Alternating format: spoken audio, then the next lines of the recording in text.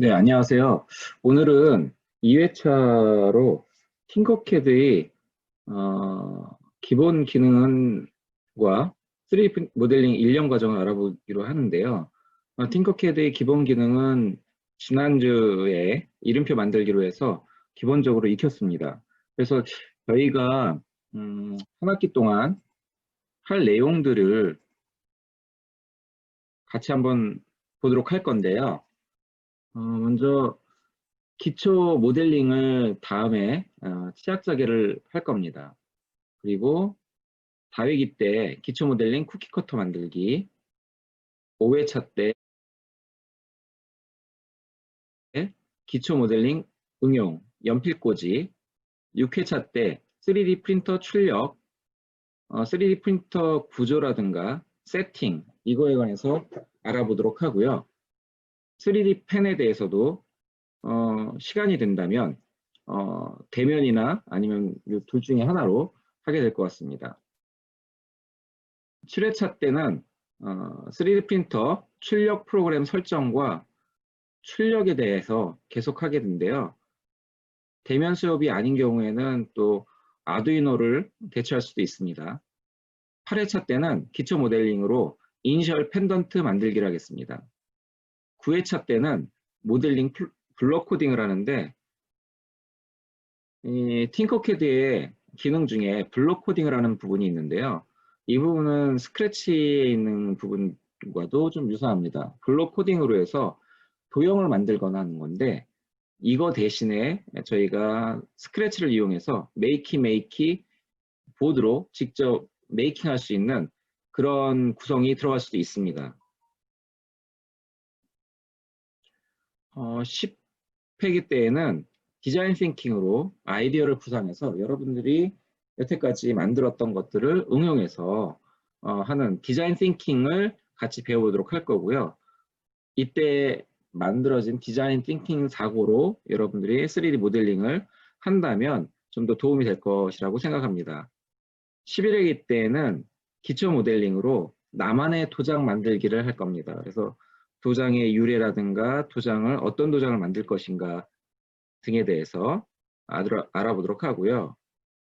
11회차에 기초 모델링 책갈피 만들기를 할 겁니다.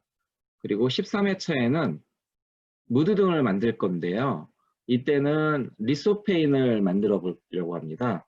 리소페인이 사실 3D 락이나 아니면 다른 프로그램들 이용하는 것들이 많은데요. 저희도 컴퓨터 상황에 따라서 좀 달라지긴 하지만 기본적으로는 3D 락을 사용할 거고요. 거기 안에 들어가는 프로그램은 인터넷이 좀 잘 되는 환경에서 사용을 해야 되고요. 그게 안 된다면 2SD 2.5D를 가진 그런 프로그램을 사용해서 만들어 보도록 하겠습니다. 14회기에는 기초 모델링으로 집 만들기를 할 건데요.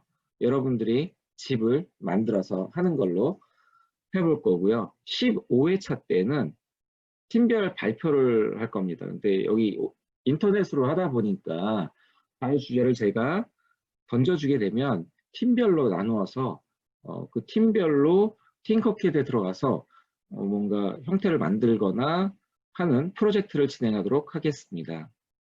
그러면 저희가 지난번에 했던 내용을 잠시 복귀하는 차원에서 한번 다시 들어가 보도록 하죠. 지난번에 저희가 이름표 만들기를 했었습니다. 그래서 구글에서 팅커캐드라고 해서 영문을 클릭해서 등록을 하였고요. 등록을 안 한 친구도 있고 등록을 한 친구 중에 3명 정도가 저한테 파일을 따라하면서 수업을 진행했다고 보내준 것 같아요. 그래서 두 친구는 STL 파일을 보내주셨고요. 한 친구는 STL 파일이 아닌 그냥 일반 캡처 파일을 보내주셨는데요. 출력을 하려고 하면 캡처된 파일은 쓸 수가 없습니다. STL 파일로 주셔야 출력을 할 수가 있는데요. 이거는 출력하는 그 시간이 오면 그때 같이 출력을 하거나 해야 될 것 같습니다. 저희가 지난번에는 뭐 대한민국을 선택해서 자유롭게 아이디를 만들고요. 아이디를 만들어서 여러분들이 팅커캐드를 공유할 건지 또 아닐 것인지 결정하고 프로파일을 수정하고 하는 디자인 변경 작업을 하셨어요. 그리고 저 같은 경우에는 핸드폰으로 찍은 파일을 선택해서 약간의 프로파일을 설정을 했고요. 닉네임도 설정하거나 이메일을 설정하실 수도 있으세요. 여러분들이 프로필 설정이 완료가 된 다음엔 기본적인 과정들 이런 것들을 선택해서 레슨을 여기서 또 받을 수가 있습니다. 기본적인 기능들을 좀 보면요. 뭐 여러분들이 폴을 만들거나 또 아니면은 뷰 카메라를 컨트롤해서 얘를 방향을 돌리거나 하는 그런 기능들을 가졌죠. 정면도라든가 우측면도, 좌측면도, 대면도, 밑면도, 뭐 윗면도 이런 식으로 얘를 면을 클릭하면은 회전이 되면서 돌아갑니다. 그리고 회전된 곳에서 다시 원상태로 복귀하려면 집 모양 버튼을 누르면 되겠죠.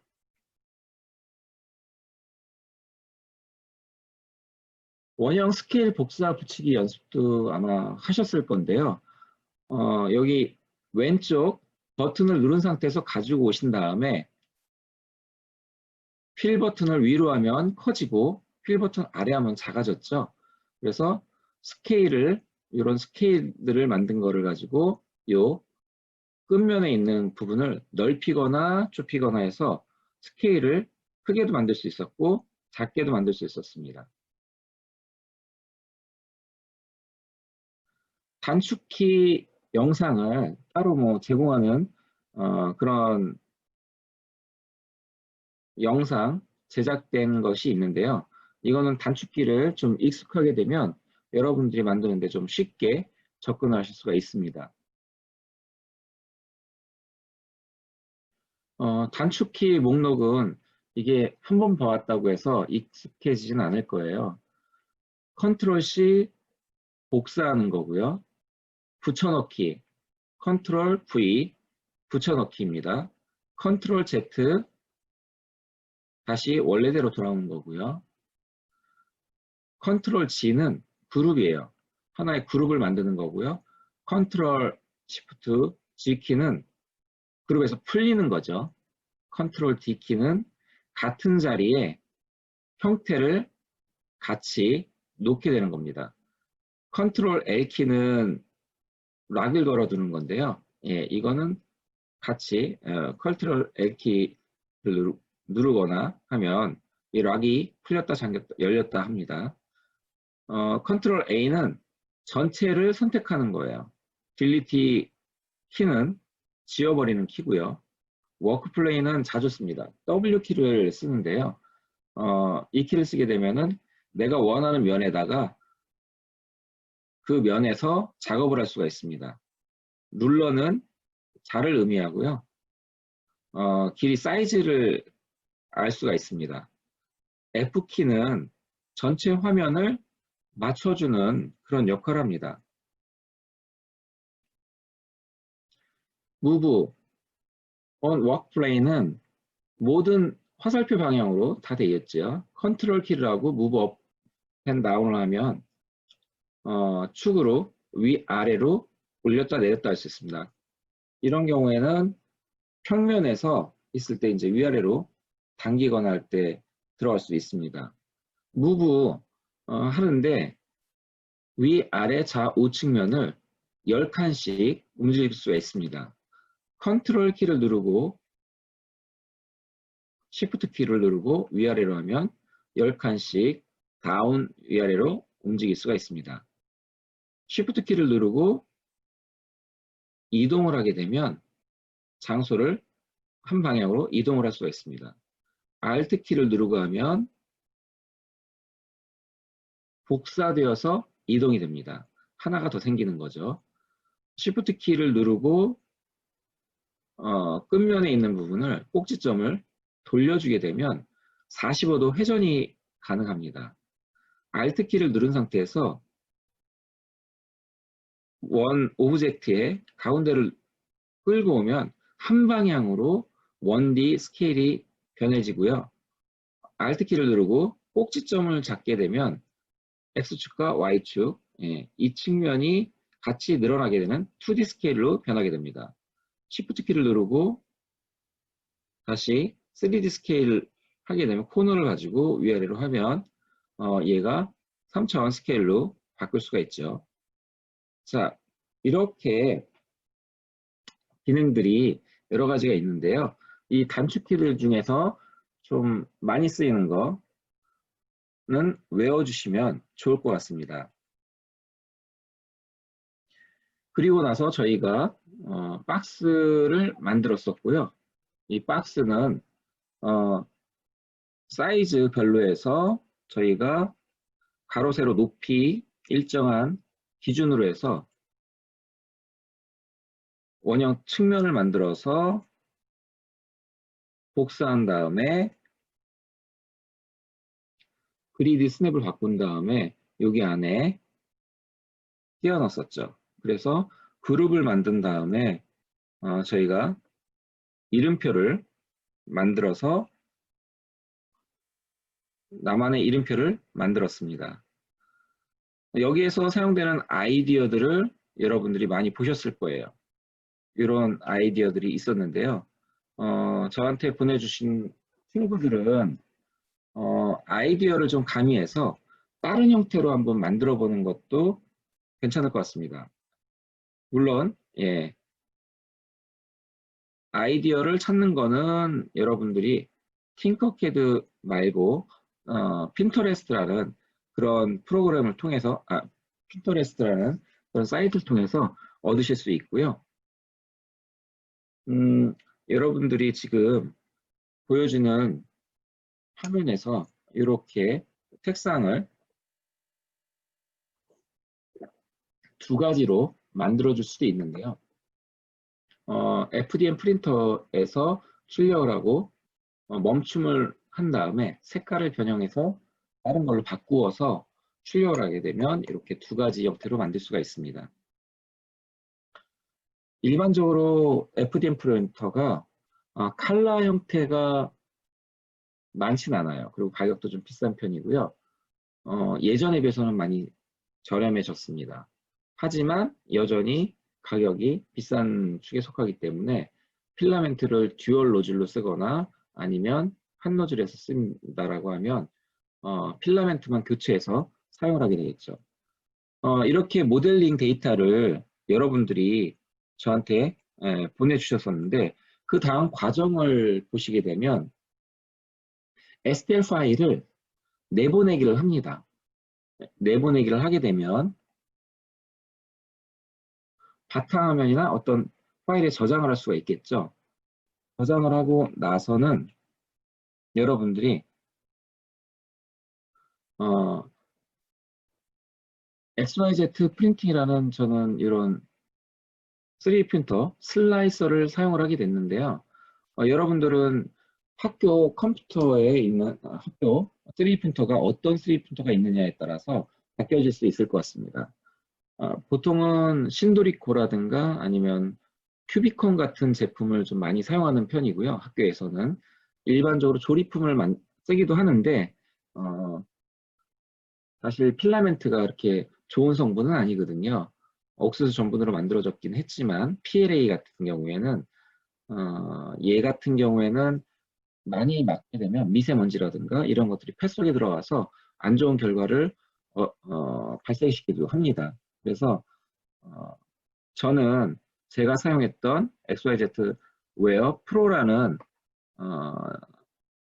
슬라이서 프로그램을 사용을 했습니다. 슬라이서 프로그램은 뭐 종류별로 많이 있는데요. 그건 추후 출력할 때 알아보도록 하고요. 이렇게 슬라이서를 선택을 한 다음에 슬라이스에서 다운받은 거를 불러오기랍니다. 이렇게 불러온 것을 가지고 출력 슬라이싱을 하는데요. 슬라이싱을 하게 되면 적층을 한다라고 보시면 돼요. 한 층 한 층 적층을 쌓는데 얘가 2.5mm나 3mm 정도가 적층이 되었다라고 하면 한 층씩 쌓을 때 몇 mm씩 쌓느냐 이런 것들을 정해주는 것, G코드를 만든다라고 해요. 그래서 노즐에서 출력이 될 때 어떻게 적층을 해라. 뭐 토출량이 얼마만큼 되고 출력할 때 몇 mm씩 쌓아. 보통은 0.1mm나 0.2mm를 쌓습니다. 그리고 서포터는 어떻게 형성을 한다든가 하는 그런 부가적인 기능들을 하게 되는데요. 이음표 같은 경우에는 바닥면에 쌓고 공중에 떠 있는 상태가 아니기 때문에 별도의 서포터는 필요하지 않을 것 같습니다. 그래서 이 과정이 끝나게 되면 출력을 할 수가 있는 거죠. 그러면 3D 프린터를 설정을 하게 되고요. 이렇게 설정이 되면 출력을 한 걸 가지고 내보내기를 하면 되는 거죠. 그러니까 출력하기 전에 슬라이싱을 하고 여기 보시면은 품질이 채우기 밀도가 보통은 20호 정도 하는데요. 이거는 큐라라는 저희가 세팅 프로그램을 또 나중에 슬라이서를 사용을 하게 될 거예요. 거기서 또 이런 것들은 기본적인 값들입니다. 레이어 높이가 0.2로 되어 있는데요. 이 부분을 뭐 0.1mm로 한다든가 그렇게 바꿀 수가 있는 거죠. 그리고 래프팅이라든가 테두리라든가 지지대 이런 것들은 클릭만 하면 자동으로 만들어줍니다. 그리고 여러분들 노즐 직경은 0.4mm를 사용하게 됩니다. 0.4mm라는 거는 출력할 때 노즐의 구멍이 0.4라는 건데요.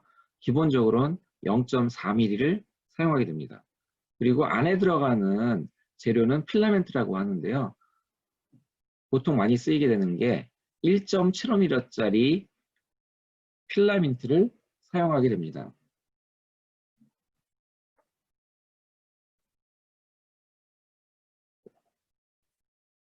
이렇게 설정이 되셨으면 출력을 할 수가 있는데요. 3D 프린터로 하는 이런 슬라이싱 프로그램에서 만들어질 땐 3D 프린터 종류에 따라서 예상 시간이 많이 달라집니다. 안에 히팅을 하는데 온도를 높여주는데도 시간이 걸리거든요. 그래서 필라멘트를 다빈치 주니어 3-in-1으로 했을 때 19분 55초 걸렸습니다. 이때 체육음 1도는 15%로 좀 낮게 했는데 높이는 0.2mm씩 했어요. 요만한 이름표 하나 만드는데도 시간이 좀 오래 걸린 거죠. 그래서 사이즈에 대한 것들을 먼저 사전에 얼마만큼 걸리는지를 알 수도 있습니다. 그리고 큐라가 얘보다는 좀 더 슬라이싱을 좀 빨리 해주는 경향이 있는 것 같아요. 큐라를 사용하게 되면은 다른 아이가 만든 자작 프린터에도 사용을 할 수가 있고요. 아니면 시중에 나와 있는 오픈형 프린터에도 많이 큐라 슬라이서를 많이 사용을 하게 됩니다.